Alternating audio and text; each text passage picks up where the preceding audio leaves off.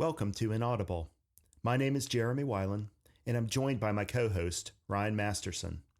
On this podcast, we discuss the weird, beautiful channeled messages found in the archives of LL Research, an organization dedicated to sharing spiritual information with the world. You can find out more about LL Research at llresearch.org. The archives contain transcripts of messages from allegedly discarnate sources who claim to hail from an organization they call the Confederation of Planets in service to the infinite creator. Ryan and I will try to provide analysis and commentary on the philosophy described in these messages, identifying the common themes, and grappling with the application of this information to our human lives. Thanks for joining us on this journey. How's it going, Ryan? It's going, my friend. How are you? Like I was saying earlier, I'm a little bit tired again, but that's being old. I hear you. I think I use this app called Sleep Cycle, and it sits next to your bed, and it's got a microphone, and it's supposed to record when it hears you turn over or cough, or it tries to track what your sleep cycles are doing. You know, how much deep sleep are you getting? And the last week or two has been quite poor for me, simply, I think, because I'm going to bed late, I'm getting up early, I'm going to sleep extremely fast, but for some reason, I'm not sleeping very well. Maybe I need to meditate more. Maybe. There's a lot going on in the world right now. Yes, there is. And depending on which channel you watch or where you get your news, you might get a different spin on what's going on. But but nobody can mistake the suffering and the pain and the conflict that's being felt right now. It seems to pop up like every couple of years in the Middle East, It does. It's very sad. Yeah. Before we started recording this, we were talking about what we might cover today. And I know what's been on my mind, partially because of the recent transcripts, but what's going on in the world is certainly one contributor to that. But that is the concept of good and evil. Yeah. And it's a tough one to square because one person's good, as they say, one person's terrorist is another person's freedom fighter, right? And it's a squirrely subject, but I thought it would be good to review perhaps what the Confederation has said about good and evil. Yeah, I think that's good. Not making any direct statement about any affairs in the world. Yeah. Just talking about it from this, because I think one of the things that makes Confederation philosophy so interesting to human application to life is the way that they make distinctions between this idea of should and should not, or shall and shall not, and this idea of what's yours and what's not yours. They speak much more openly and freely about moral and ethical issues in a way that gets to the energetic heart of the matter.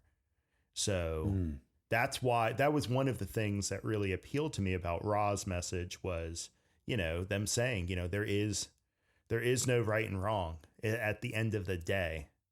And nevertheless, there is polarity. Yes. So how do we, so is it just a one-to-one mapping that we're doing? Are we just changing our words, or are the concepts different? And I hope we can dig into that a little today. Yeah.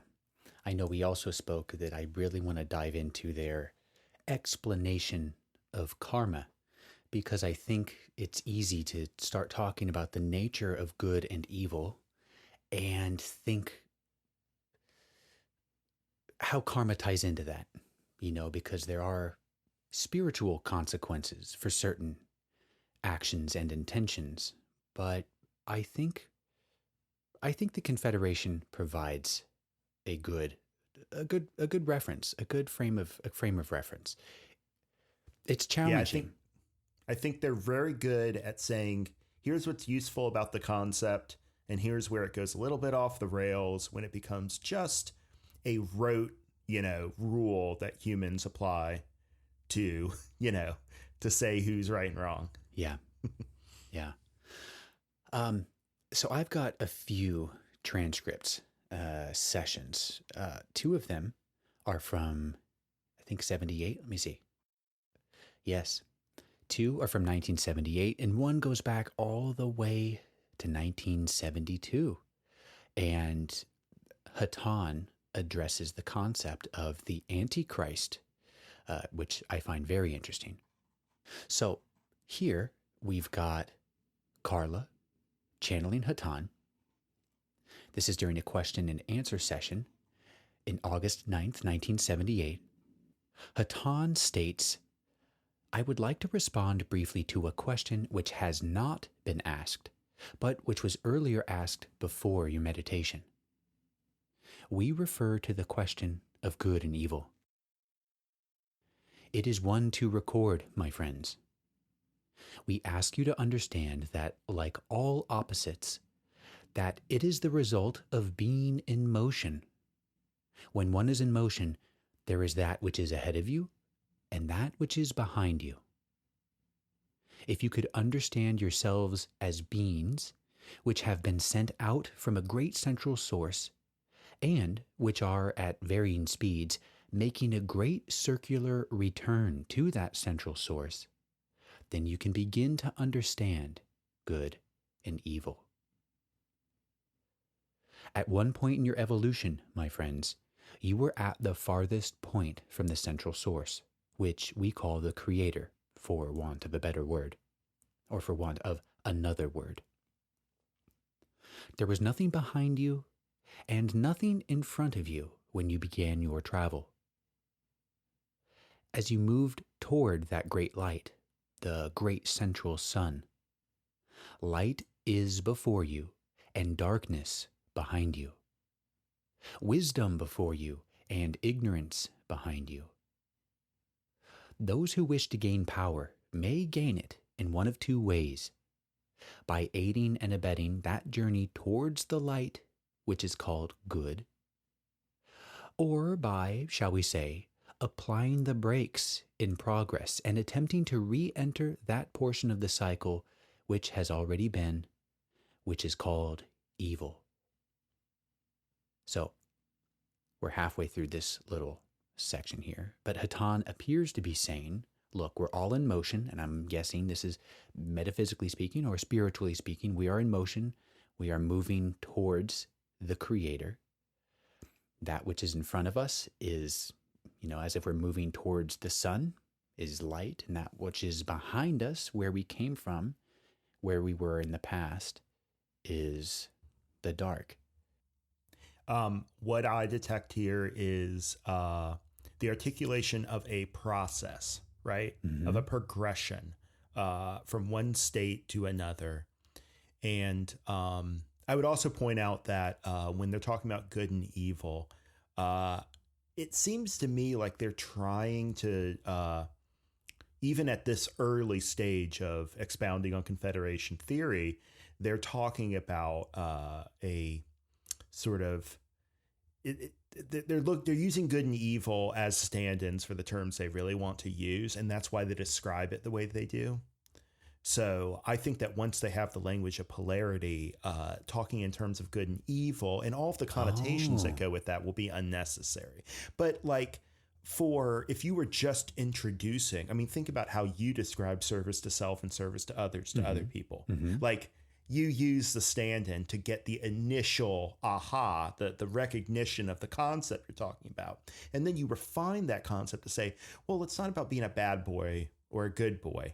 It's something a little bit deeper. And the value of the philosophy comes from understanding that deeper significance of, normativity or morality or ethics, right?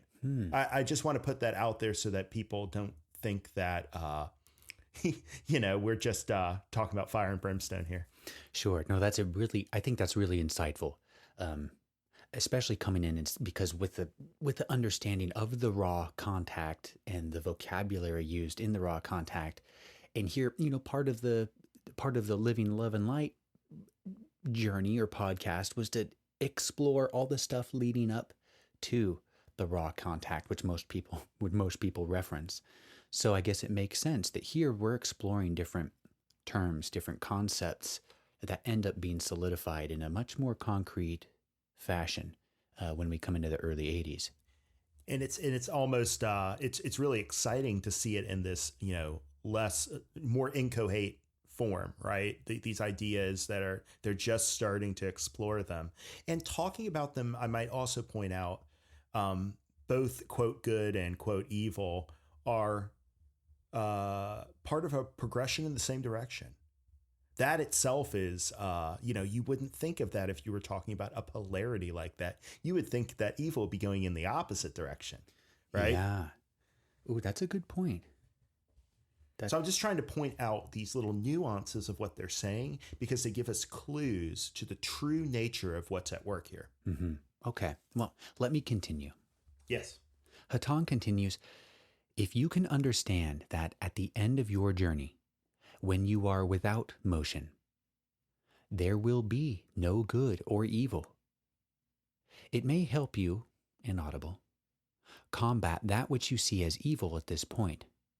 The principle which drives those who are vibrating in what you would call the evil range is that of separation. They are attempting to separate themselves from the great central source. They are attempting to become more and more individualized, thereby shutting themselves off from power and love of the creation. The type of power that this generates is similar to that which is generated by the applying of brakes in one of your automobiles. It is a friction, which generates a good deal of heat. Because this power is so obvious in being seen and felt, and because power in and of itself is admired on planet Earth, many vibrate in the direction of evil, for they can see that they are powerful.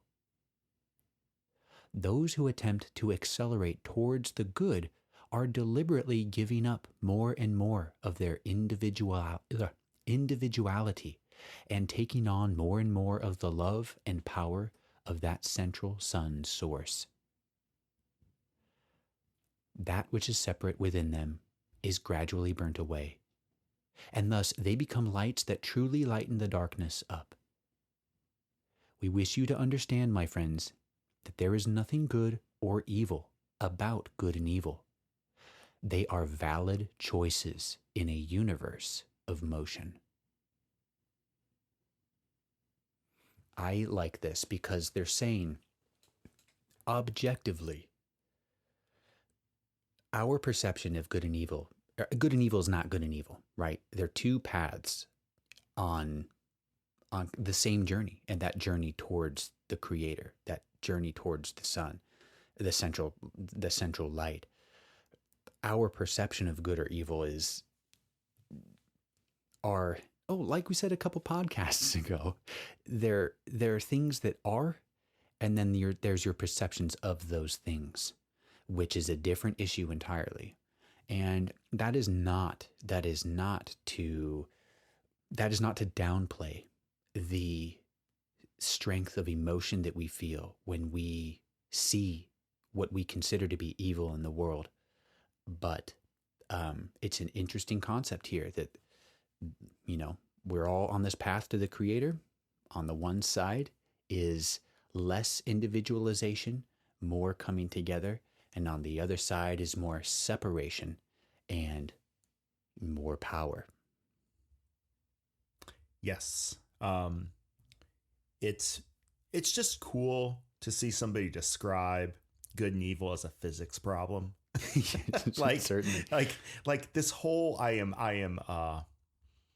am super inspired by this metaphor of breaking. Evil as breaking on the inevitable path to the creator. It in one sense shows the way that free will works with our path back to the creator, right? I mean, this is a choice that is made to slow down and to experience a longer amount of time in a separate form. Uh, Now, it's interesting in third density because this is the density of individuation. It is Hmm. curious that they would at once say, well, in third density, you are by definition an individual, veiled from your total self, and also separate from other people. And at the same time, to say that that's somehow congruent with what they're pointing at as evil. But I think it makes sense because it shows the nature of the choice in third density. Uh, when we are acting in a loving, positive manner, we're not so much becoming formless group hive mind people, Hmm. right? That's not Hmm. what we're doing. We're still ourselves. We still have our personality vehicles, like I talked about yesterday or last time. Um, what we're doing is we are choosing as individuals to act in concert, as I see it, with that path forward, with that Yes. inertia forward. And remember, listener, remember that term inertia because it will come up again. Um, this inertia forward is something that you're cooperating with. And so you are acting as an individual as if we are all one. And so just like we talk about service being a form of channeling, right? Service is a way that you step down a higher vibration Hmm. into whatever particular little thing is needed in manifest reality. Um, Walking the positive path is an exercise in cooperating with that energy and moving with it and pushing yourself along with the stream back to the central source. Conversely, the negative path is a lot about slowing down and wanting to experience more of that individuation. Hmm. Seeing, you can see the path that we all take back to the creator as kind of like being drawn by a gravity field into a central repository, right? And so I've often thought that those on the service to self path want to see themselves as little eddies, right? They want to see themselves as gravity wells that pull things into them. That's why Mm. in the law of one, in Ra, in the Ra contact, those of Ra speak of positivity as radiative and negativity as attractive, right? As Yes. magnetic, like you're Yes. pulling into the self. You're centering that individual instead of centering the creator that encompasses all of us, right? Yes. And just to add on to that, and it goes along with the nomenclature that, if I'm using that word correctly, the naming of positive and negative polarity, not from Mm-hmm. our perspective of a qualitative judgment as positive and negative or happy and sad, or you know what I'm saying, but positive and negative from an electrical standpoint, that positive moves forward, negative draws to it. It's like a directional flow of energy.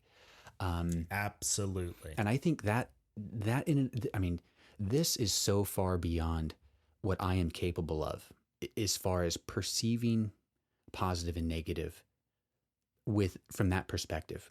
I still see it. I feel it. I feel it as good and bad, you Mm-hmm. know, and I suppose the test, if I ever run into it, will be, can you love in the face of evil? Can you show that love? Can you choose that path when you intersect with that other path that you don't want to go on or you don't agree with? Do you have the strength and the confidence and the faith to show that love, you know? After all, the Confederation ceaselessly reminds us how important discrimination is, how important it is for us to be able to perceive matters like this correctly. So, in understanding, you do have to have some sort of like underlying philosophy. What's interesting, what I really think is interesting about all this is how much of a physics problem it seems like this. It's not this subjective humanistic, like, oh, you're a bachelor of arts, not a bachelor of science kind of thing. The interesting thing is that perhaps it is the veil that keeps us from seeing the underlying mechanics that are going on here. And that's the whole point, right? We have to take a soul and we have to like really test it. It's a triple blind test, right? A triple blind test in third density to see what this element actually is, right? Mm-hmm. I suppose it's why it's called metaphysics. It is kind of like a science problem, just kind of outside the current scientific method. Philosophers specializing in metaphysics are tearing their hair out everywhere. We're sorry. I'm sure. Bear with us.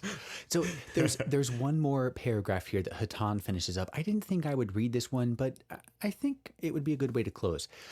Hatan finishes, he says, "We have found it is appropriate to us to accelerate our journey towards the central source, for we have found that union with each other and with the Creator is joy and happiness, and we prefer laughter to power. We can only ask that you have compassion for the great evil that is within your energy at this time. All of those who are applying the brakes will one day choose otherwise. That much is a metaphor, my friends." I'm not sure what that means, that sentence right there. But anyway, They finishes, "Meanwhile, monitor your own progress and make your own choice." Yeah. Yeah, that was a good one. In another session, April 29th, 1979, they're doing some question and answer with Hatan. And I really actually like this session. Again, April 29th, 1979, because someone asks basically about Hatan. Hey, do you have a family? Are you a man or a woman? Do you have kids? And Hatan goes into some, low level, but the fun details about what life is like for them. And one of the questioners asks, what is evil in your density? Essentially, what is it like in fourth density where you're at? And Hatan says, "I am aware of your question, but there is some difficulty in answering it fully, for there is no evil in our particular density. We are in a density of unity. Evil, as you know it, in your density, seems rather complex, but in reality, it is simply the manifestation of separation, brother from brother, and man from Creator." And I want to pause there because I think at its foundation, in principle, thinking of evil as being the manifestation of separation is perfect. Because what is one person willing to do to another when they see them as separate, as not the same, as the bad guy? When you focus on those differences, and I think it's in the military. If you're going to war, they do it. The military, I believe, does a pretty good job of making the enemy seem inhuman, so that when you get over there, it's a little bit easier to kill other people, which is, I think, for humans quite hard to do. So, in order to make war work, you've got to enhance that perception of separation between you and the other person. But I think it's just a great way to boil it down and say it's a manifestation of separation. I think that's a good sum it up, statement. Yeah. I don't really have anything to add to that. That's pretty much spot on. Wonderful. Well, let me continue. Hatan continues, "Each man is the creator. The lack of understanding of this principle of universal law is the source and the beginning of evil. Man, not understanding that all is one, and that what man does to his brother, he does to himself, decides to gain power over his brother and enslaves his brother." Now, this is also an interesting thing to think about. What man does to his brother, he does to himself. Now, I know that I'm going to completely butcher this. I'm not even going to try to quote it, but I think Jesus has a pretty good one. I think he's kind of railing maybe on his disciples about they didn't clothe him, they didn't feed Jesus. And they're like, what? We've always helped you out. And he says, yeah, but that guy on the street, didn't have any clothes, like you didn't help him and you didn't feed that other guy. And what you do to them, you do to me.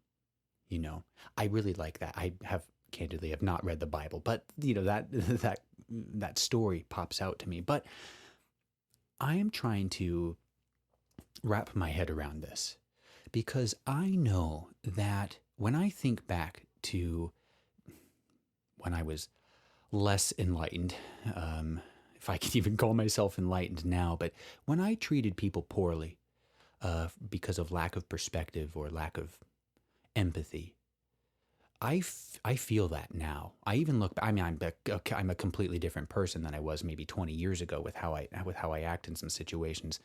But that is with me. Me mistreating someone, I can feel that now, and I can understand how me mistreating that person back then was really me mistreating myself. Or I can feel it. I can feel it. What I don't understand is if you decide to gain power and enslave your brother, how is that doing how is that doing unto someone? How is that doing it unto me? Does that make sense what I'm saying there? Yeah. Because if you're the type of person that wants power, that wants people to serve you, I'm not sure you're going to see it that way, that's necessarily a bad thing, right? No, the whole point is that you don't see it that way. It nevertheless is the case. It nevertheless is the case that although you want to energize this illusion of separation and individuality uber alles, it's not the case. It's actually an illusion. And what you do to others is you are doing to yourself. And when you create pain and suffering and the feeling of a loss of dignity in others, you will have to face that at some future time, right? You're applying the brakes now, but that doesn't mean that you will never make up for it, right? You will have to forgive yourself, and you will have to ask for your brother's forgiveness. Oh, here comes the first story of this. I'm going to, in the show notes, plug a YouTube channel that I've really come to enjoy. It's called Astral Club. And I think this guy's maybe in his 50s, but according to him, his name is Rick. He's been astral projecting his whole life. And over the last couple years, every week, he's gone on YouTube and he's just told a quick 20, 30-minute story about some of his astral projection experiences. And I've just really latched on to this weekly show. I love it. He's got one that really struck me. He is in the middle of he's astral projecting, and he basically gets pulled into this classroom, and he's with 11 other entities. And they are discarnate. They are not, incarnate in the world. He's the only guy with a body. Everyone else is in the astral plane. But it's a I think he calls it the Astral Guide School, where it's a training. There's a teacher there, and there's a training program. They're training these astral entities how to help other spirits. And the first lesson that he gets thrown into is they are going to go retrieve a soul. And he tells this story that the 12 students and the teacher disapparate, and they appear in this battlefield. And this entity appears in front of them. And it's a German soldier. It's a Nazi from World War II. And the way Rick tells this story is that this guy, this entity, was a complete mess. Because coming out of his incarnation, he saw he was responsible for, call it, 1,000 deaths. And his way of coming to atone for the pain and suffering he caused was to experience, from his victim's point of view, each and every death that he took part in. And this astral group is coming to this guy at the end of his 1,000 experiences. And he's just a complete mess. And he asks the group if he could ever be forgiven. And I don't want to spoil the ending because it's kind of cool.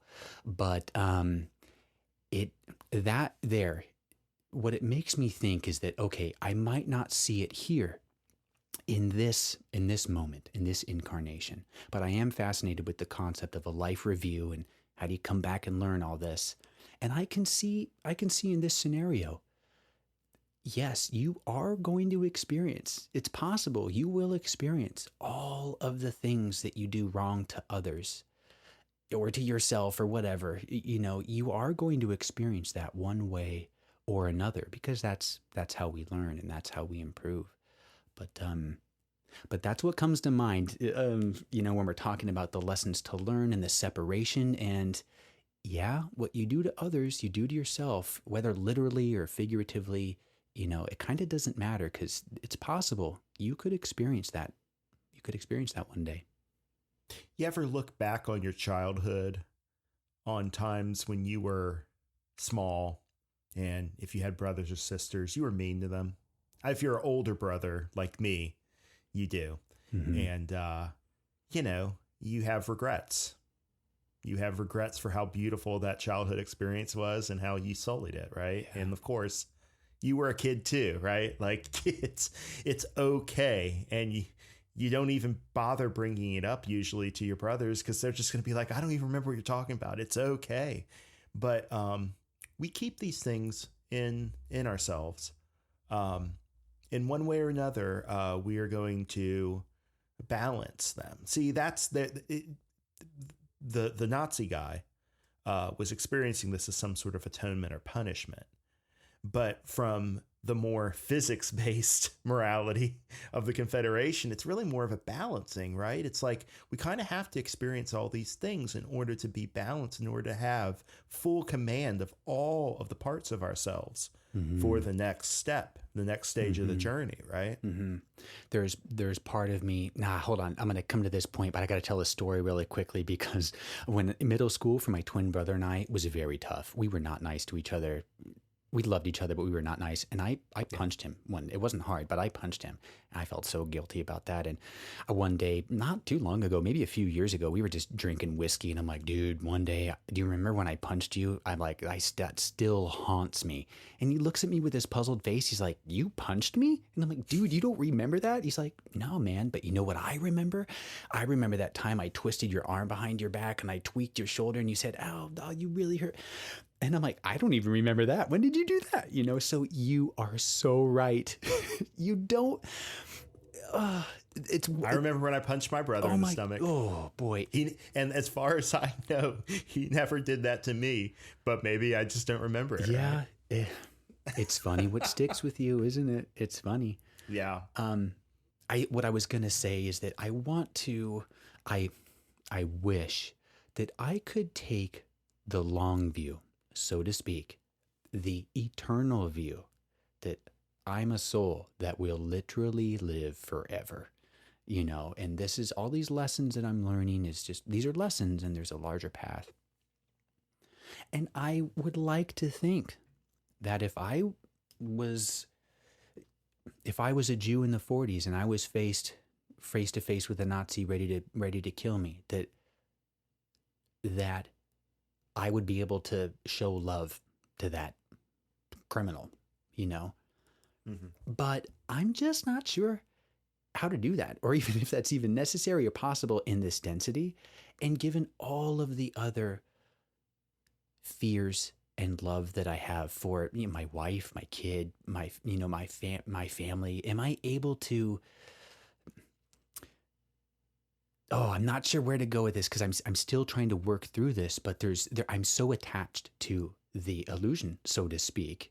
You know, if loving my wife and kids is considered being attached to the illusion, I'm not sure how to incorporate some of these larger concepts that are, from what I interpret from the Confederation, is kind of the goal of, you know, of all of these experiences, is to incorporate some of these themes and concepts that they indicate are maybe the end goal of this, you know, of this cycle. You are capable of it. And the reason that you're capable of it, that we know that, is because there have been other people who are capable of it. And they're not different than you. Right? That's a they're good just point. Different parts of you. And the other thing is, if a concept of eternity and infinity is too big to fit in the memory, then the other side of that is the present moment. In the present moment, in right this very moment, we have all the infinity, all of the eternity we could ever want. We have to tune into it, right? It's about a quality of attention and a quality of consciousness, and most importantly, a desire. So even if it is hard to square some of the more difficult feelings and experiences in the human condition, you can always draw upon your own will to balance yourself and to ask for the experiences that you wish. And also dread the experiences that you wish, right? Like worry is negative desire, right? It still brings into things. So like, it's just, one of our goals on this podcast is to help people participate more fully in their spiritual evolution. But this is third density. You don't participate completely consciously in all of this. And it's important to remember that, because I see a lot of people who take upon themselves this mantle of spiritual growth as if it were, a 30-day challenge or something like that. And now they have to align their entire lives to this goal. And that's noble. I applaud the nobility of the intention. But you're not on this plane to be an ascended master. You're on this plane to learn. And the best way to learn is to accept what you're ignorant of and accept what you have learned in the past and use those things to make good use of the present moment so that you can partake of that larger eternity and unity. Good point. It's a good point. I mean, have compassion for yourself, and then you can have compassion for that Nazi, right? Sure. Hatan continues. He states, sometimes this evil is projected from individuals to larger groups. Whole nations, as you call them, on your planet can become evil. Whole planets can become evil. It is simply a measure of separation of man from the knowledge and love of the Creator. It is a type of ignorance, and this is why the best defense against evil in your illusion is the knowledge of what evil really is. Thus, faced with evil, you can find the Creator in that source of that evil. This blocks the evil from coming into your world, for one who loves is stronger, in unity, than one who does not love in his evil. That's pretty good.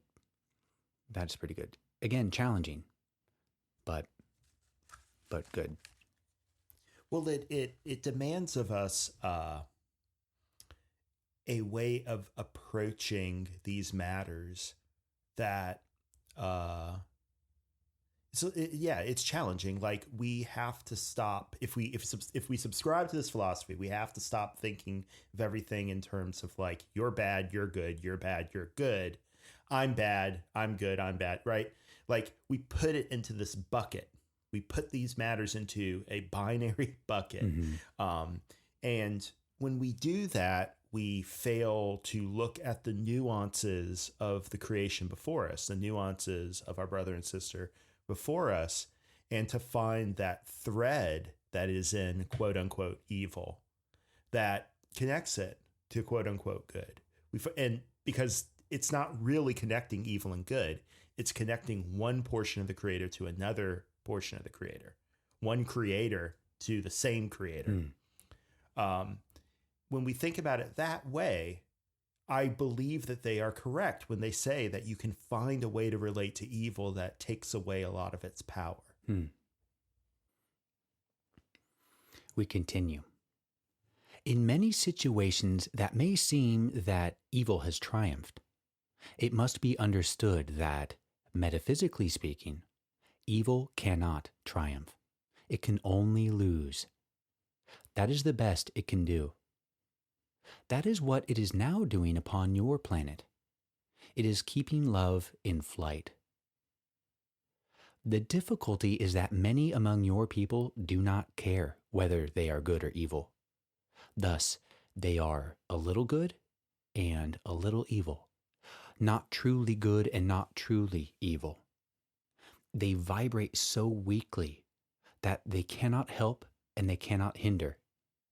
And then they leave the field clear for those who wish power over others and wish to be evil. Thus, we always ask for you to know that all things are one, that love created all there is, that the original thought is love. I should have stopped the previous sentence because that was just hard hitting. If you don't make a choice, if you're a little good, if you're a little evil, guess what? You kind of don't matter. It's whoever has made the choice is going to come right in.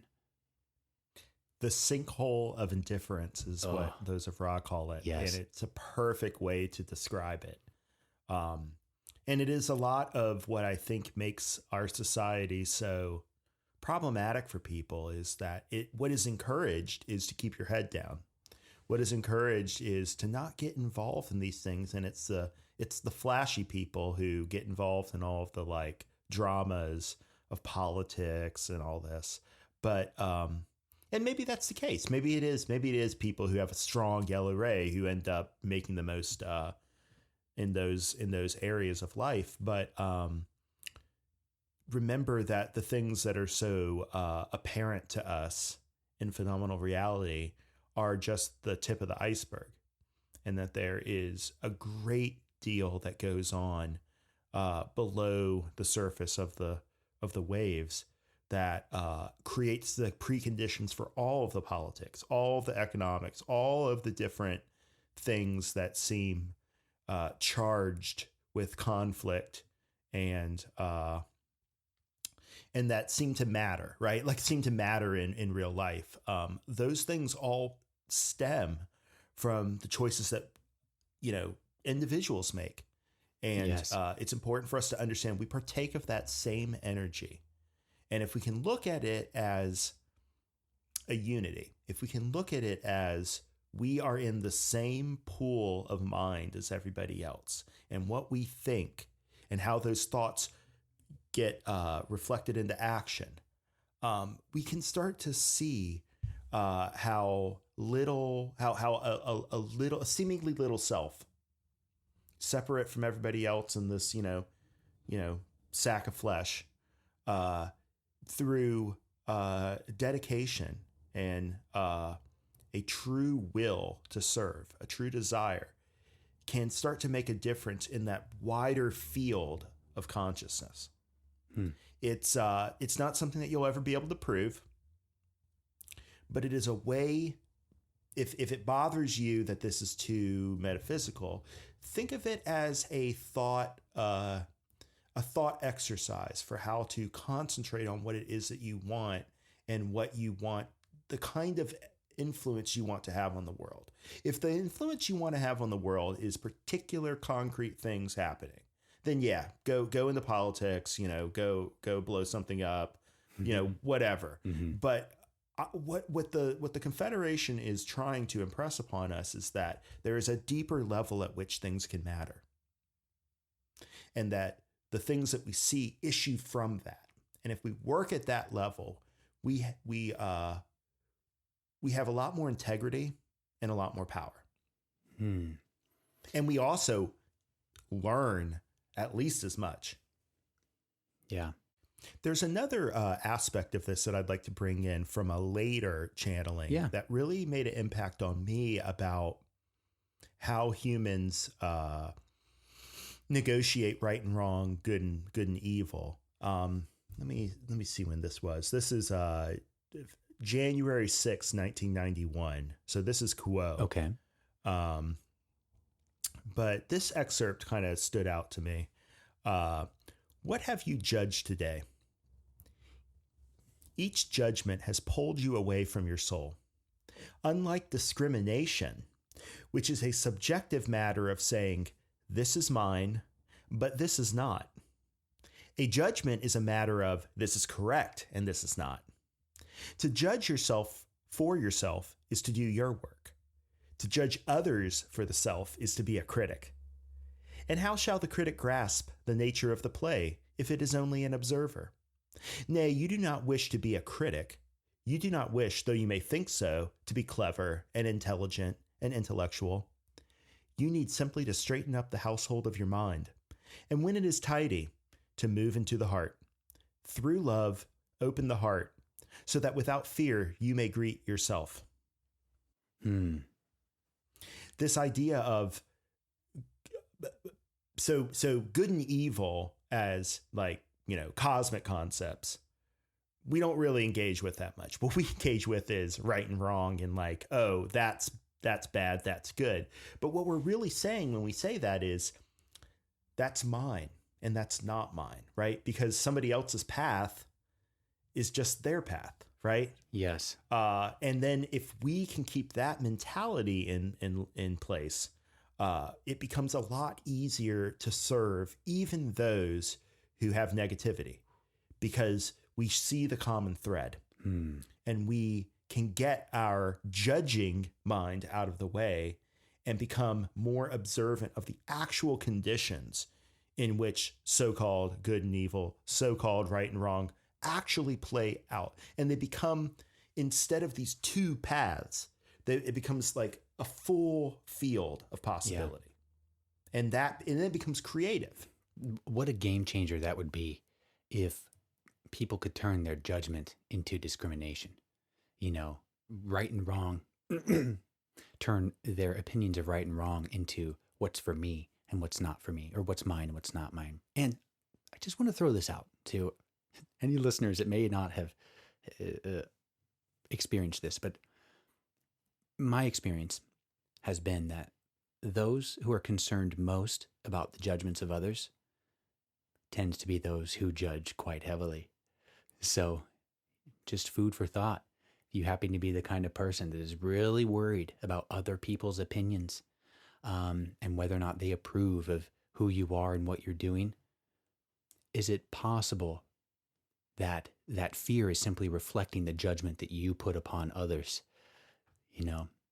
I found that for myself, which is why I bring that up. I found that for myself. And I think when I came to terms with that and I started, I did not like that portion of myself. And it's something that I worked on. And now it's like, I could kind of care less what other people do, because I've kind of come to that recognition that everyone's path is their own. And, when you connect with other people on their path, they can have a very cool story and a very cool perspective, but you got to give them the freedom and the space to live their lives, Yeah. So, yeah. And like most people who might partake of negativity that we run into are not mass murderers, True. Right? Like, they're, the more that we know ourselves, the more that the free, open radiation of that love is something that nobody on this planet really can fully counteract.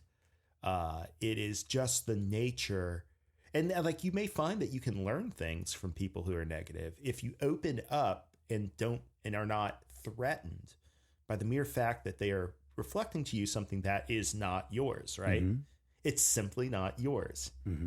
And that doesn't mean that you stand idly by when they, when negative people do negative things necessarily. It just, because on the manifest level, the decisions and the energetics have already played out. Mm-hmm. That's why it's so important to try to think on this deeper level, because that's where it's fluid. Once it's come into manifestation as an act of some kind, it's kind of concrete and rigid at that point. It can't be changed. But it's at that fluid level of this like pool of thought that we all dip into. And in deeper levels, the planetary mind and the archetypal mind, all of these things are resources that we can bring to bear so that when things actually do manifest into phenomenal reality, we are better prepared to apprehend them as spirits, and we don't have to simply react to them like animals, right? Mm-hmm. Mm-hmm. The session that we were reading from Hatan basically goes on and says, we don't have evil. What we do have is sorrow. We see that what you perceive as evil on your plane, and we feel terrible about it. But they go on to say they don't have evil. But I want to go back, way back to 1974. I think this was February 18th, 1974. I believe Dawn is channeling Hatan during a question and answer session, which I think these were relatively rare in the early to mid 70s. Hatan says, "I am aware of your question." This was supposedly a silently asked question, and Don loved those. Don. The more you read about Don, the more you get the feeling that he is constantly trying. He's a scientist. He's constantly trying to prove this wrong and test it. And I can see, just a little anecdote, I can see now so many of the questions that he asked in the Raw Contact were trying to prove wrong previous questions and answers that were in the in the 70s. So I'm getting a lot of that context that I was looking for when I started starting the transcript reading project. So it's been interesting. But Hatan states, "You have spoken of the concept of the antichrist.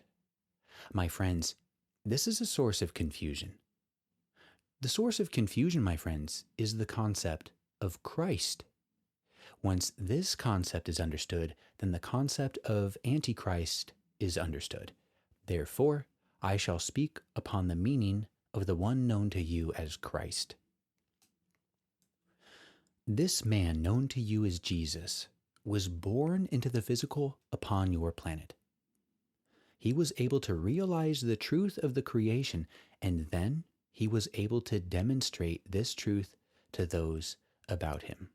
And just a quick interjection here. At this point in time in the transcripts, a lot of the messages surrounded meditate, understand, and then demonstrate. It was like a 3-step process to what people should be doing. So they're simply repeating it here. Jesus understood the truth of the creation, and then he was able to demonstrate this truth to those about him.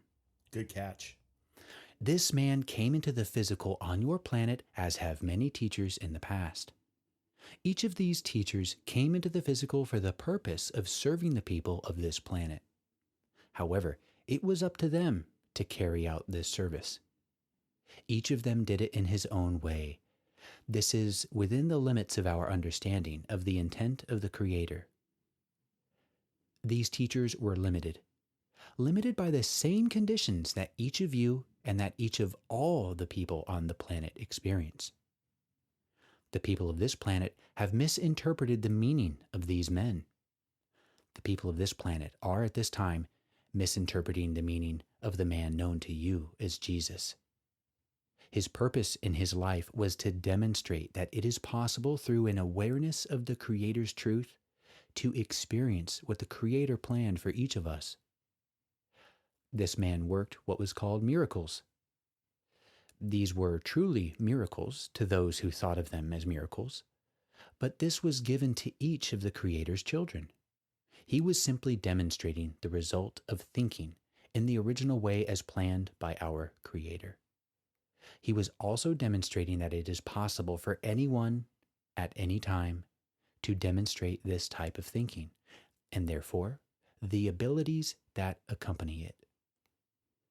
And I want to pause there because I wonder if Jesus was rolling around today, or if there was someone rolling around today performing these miracles, living in love, what type of media attention or ridicule would that person today, what kind of Twitter feed would that person have? Would people look at that and go, yeah, faker, he's got magic tricks? Or would that cause a ruckus? I wonder. What do you think, Jeremy? I just can't. What do you think? I want to be able to respond substantively, but all I can think about is one of my favorite TV programs. It's on Adult Swim. It's called Black Jesus. Okay. And it is by far one of my favorite TV shows because it says, what if Jesus was alive in, modern times, and was black and Compton. Oh yeah.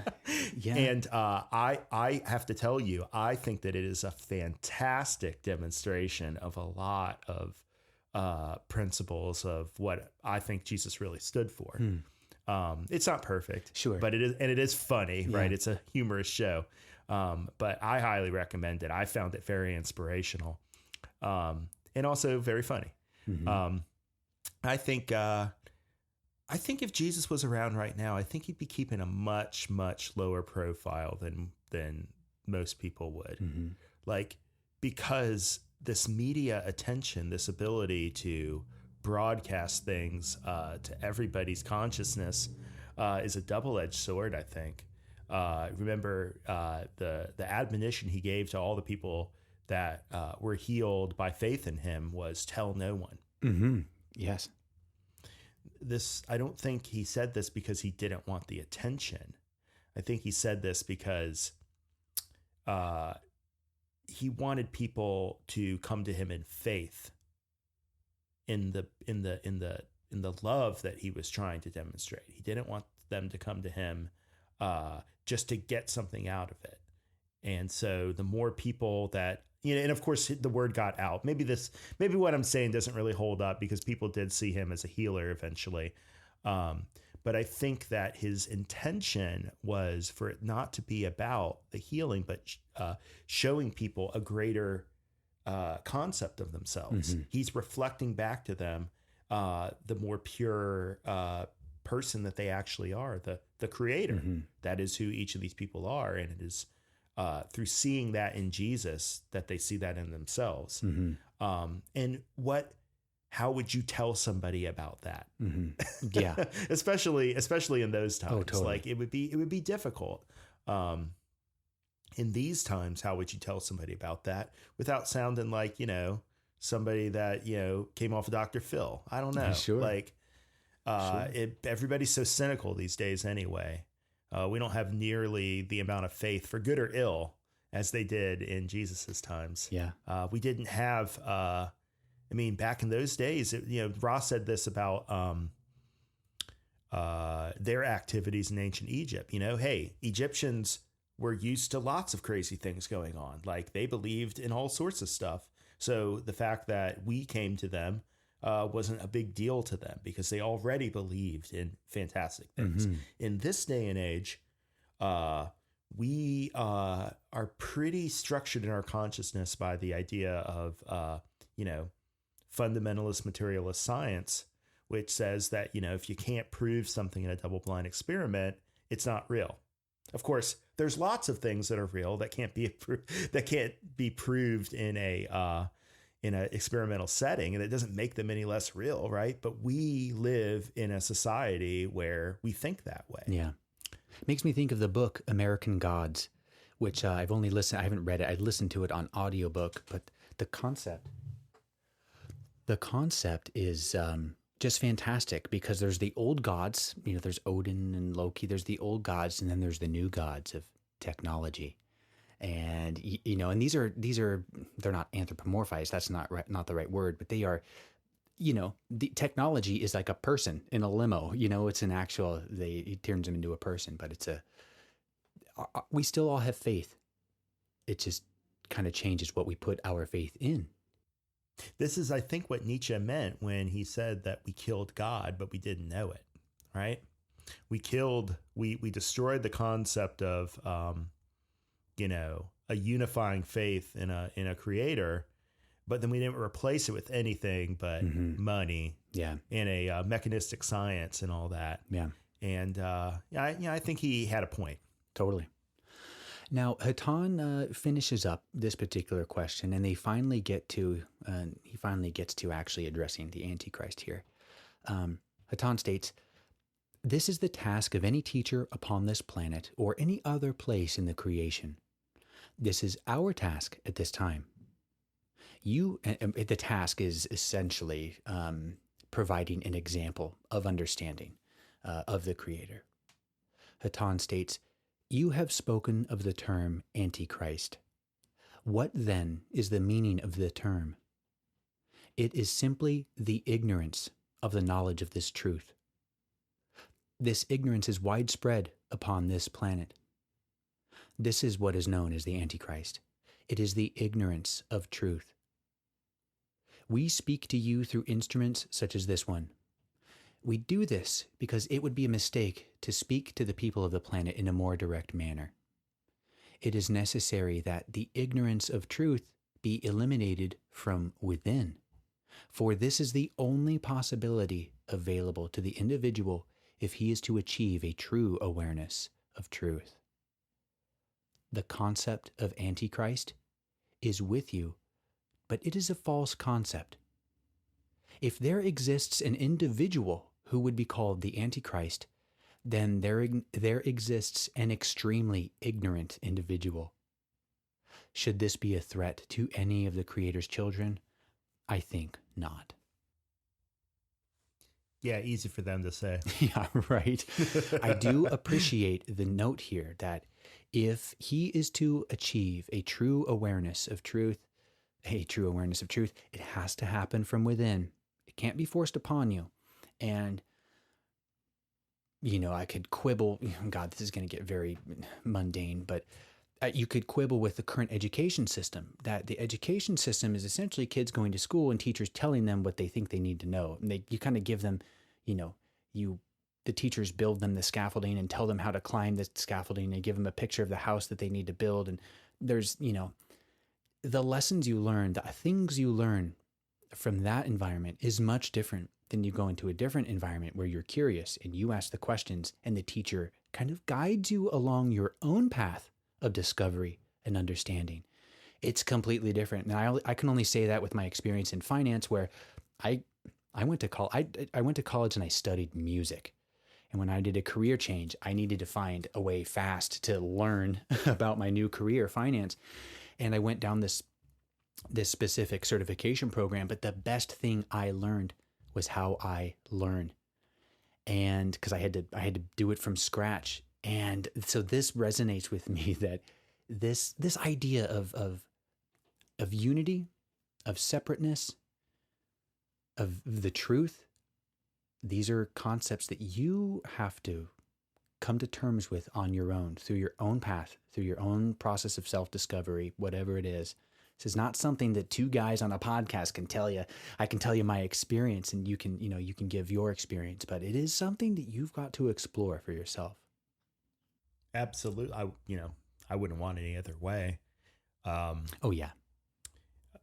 Yeah, because there's something that you bring to the mystery that only you can bring. And that part isn't expendable. It's necessary. The puzzle is incomplete without it. Mm-hmm. Mm-hmm. I did want to bring up one more thing, because we've been talking about good and evil, Christ and the Antichrist. And I think, naturally, if you're in this subject and people think about heaven and hell. And I think that, well, Jeremy, I shouldn't speak for you, but I'm not, I don't personally believe in a heaven or a hell per se. But there, you may not know, but I'm fascinated by the concept of near-death experiences.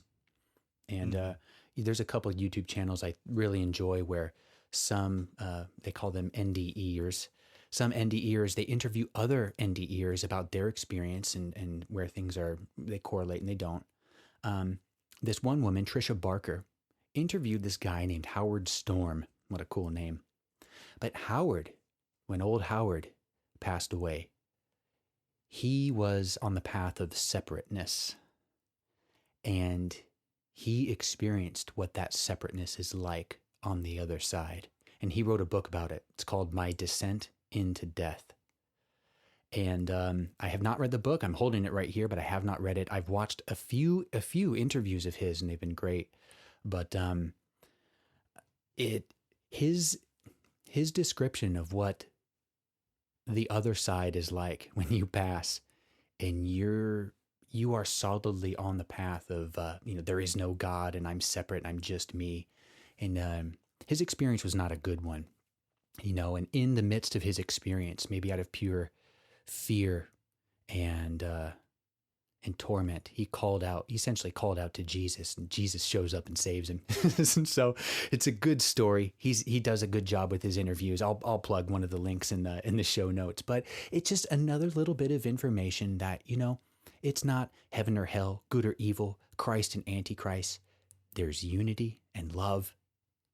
And then there's whatever that isn't, which is we're separate and we don't express that love. When it comes down to it, it's still a tough thing to navigate, even if you boil it down to something as simple as the manifestation of separation is evil, or is our concept of evil. It's still tough to grapple with, but I think there's a lot of little tidbits and data points and stories and anecdotes that all kind of confirm that this is a relatively solid template to work from.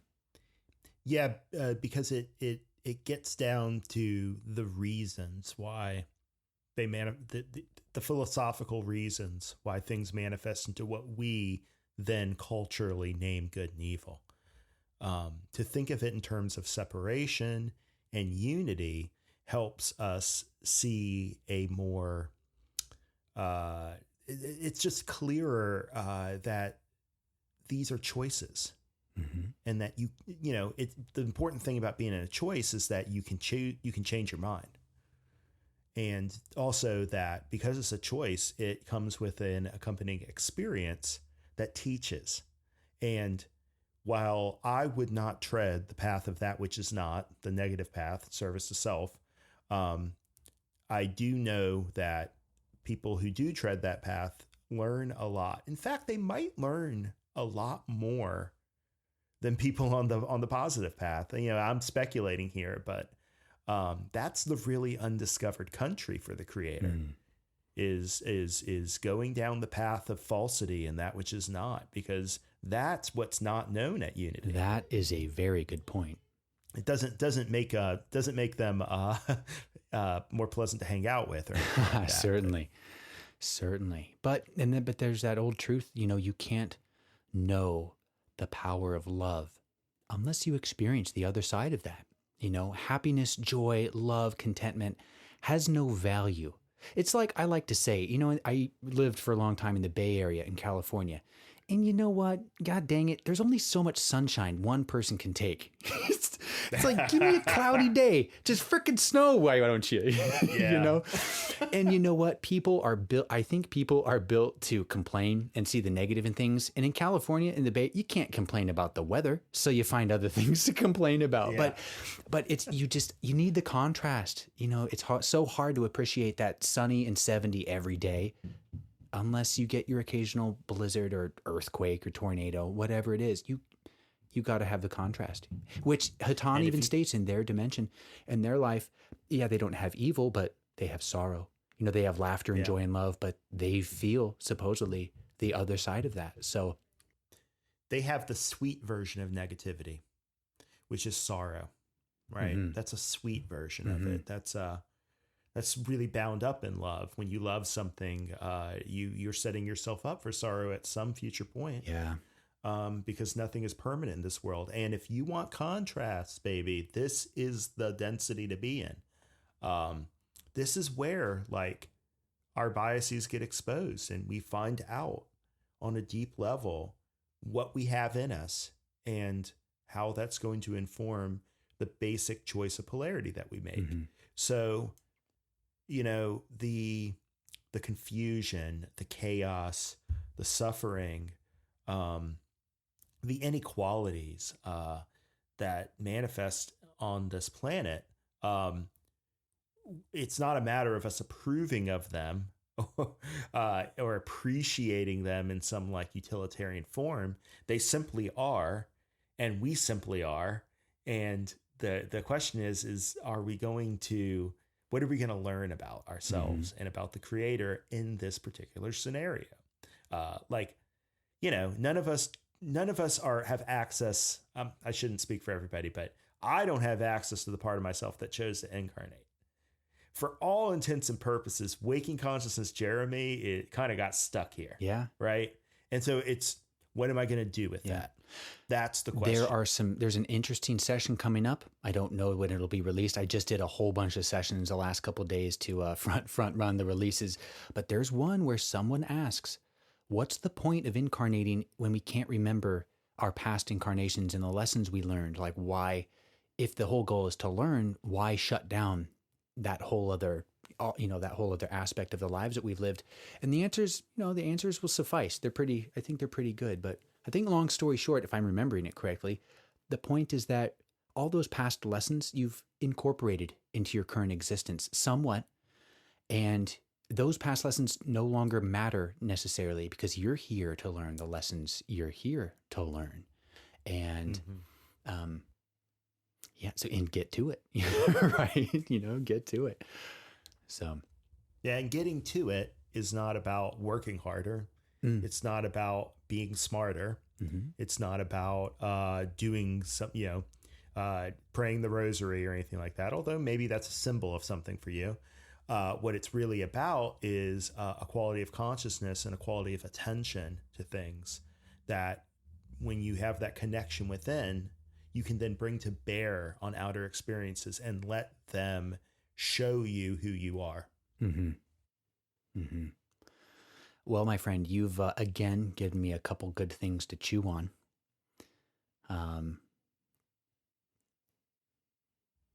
You're welcome.